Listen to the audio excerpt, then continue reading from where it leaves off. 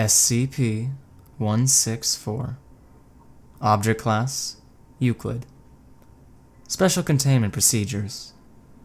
Cultures of SCP-164 should be contained using standard Class 3 biohazardous procedures and stored clearly marked within a refrigerated biocontainment unit at 10 degrees Celsius.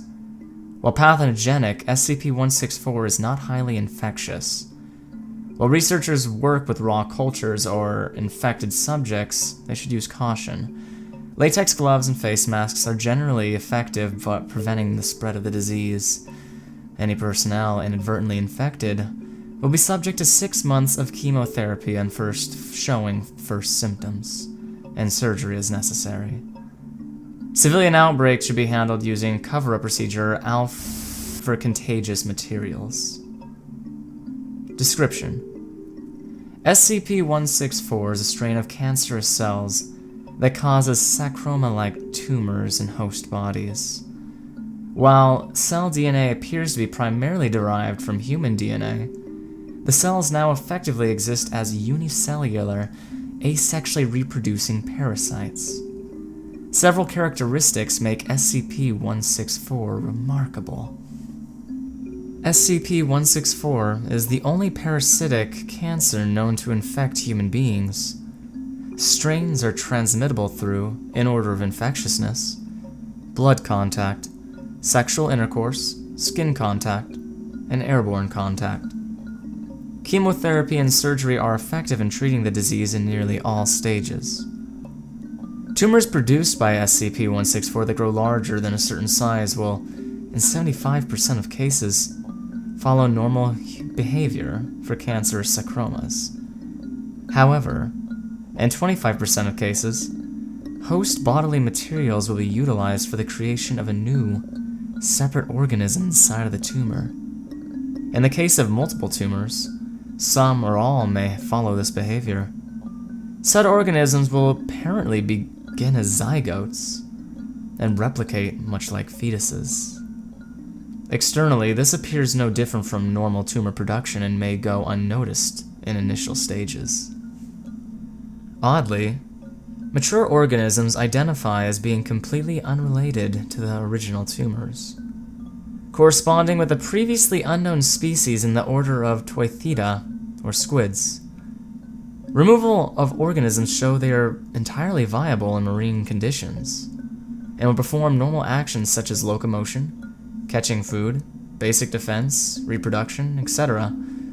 However, said organisms will also remain entirely viable in the original tumor, rarely moving or shifting position, continuing to grow at a regular rate until the host is killed. The existence and nature of the organisms SCP-164-2 is often not realized in civilian cases until autopsy or surgery reveals the developed organism. SCP-164 organisms and tumors may interact with host physiology in other ways. The following cases are particularly notable. Female, D-Class, 23 years old. SCP-164 tumor spawned on uterus walls. Host body apparently recognized the tumor as a human fetus and was delivered normally containing a viable SCP-164-2 specimen after 9 months. Male, D-Class, 30 years of age. Tumor spawned on the spinal cord, disrupting the central nervous system. As a result, movement from SCP-164-2 would occasionally cause the subject's limbs to flail, suggesting a cross-wiring of the nervous systems of the two organisms. Biopsy lent the support of this hypothesis. Male, D-Class, 25 years of age. Tumor spawned near the esophagus and windpipe of the subject, in a location that with ordinary growth would normally have blocked off said passages and quickly killed the subject. Instead, the growth of the tumor shifted to the back of the neck, preventing the subject from dying before the normal point. Doctor suggests that this may have been a deliberate action taken by SCP-164. Alright, everybody, thanks so much for listening to this. So this channel, I mean, it's not really new, it's been around for about a year and I haven't done anything with it. So, I have my main channel, which you saw, which is just regular black_lithium. This one is where I'm going to be doing commentaries, narrations, etc. Basically, if it's a story that is not my own, and I'm telling it, like an SCP or a creepypasta or what have you, it's going to go on to here.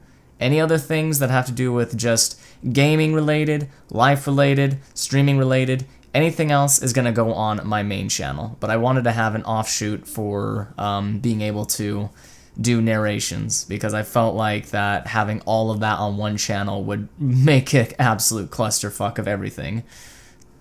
So I hope all of you enjoyed this, and I hope to see you all in the next one. Been a pleasure, everybody. I'll see you next time.